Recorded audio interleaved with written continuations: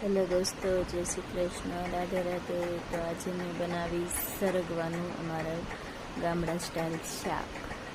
જો આ સરગવો, બેસન અને છાશ અને આ કઢી પત્તા, રાઈ જીરું નાખી,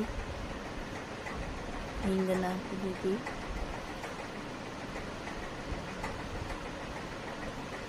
અને પછી તેમાં નાખી દીધો કઢી પત્તા અને સરગવો.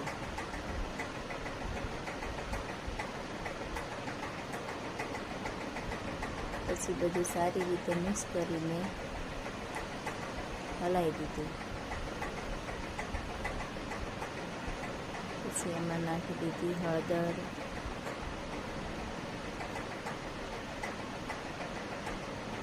મીઠું,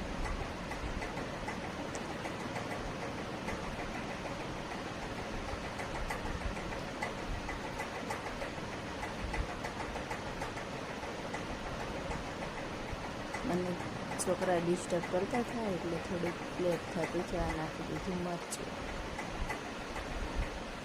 પછી બધું કરી દીધું મિક્સ બરાબર.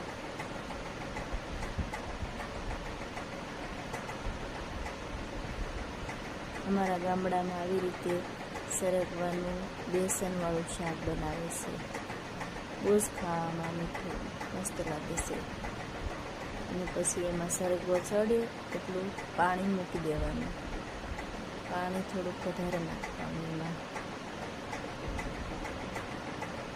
કેમ કે એમાં આપણે ચણાનો લોટ છાશમાં ડોઈ અને મિક્સ કરવાનો છે.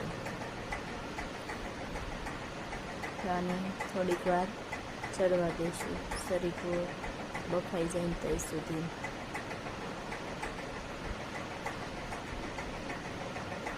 થોડુંક પાણી ઓછું લાગ્યું તો ફરી પાછું નાખી દીધું, અને પછી ઢાંકીને ચડવા દીધું. તો થોડાક ટાઈમ પછી જોયું તો એટલું રસો છે અને સરગવો ચડી ગયો છે. તો આ છાશમાં દોયેલું બેસન, ચણાનો લોટ એકદમ ઘાટો રાખવાનો અને પછી મિક્સ કરી દેવાનું.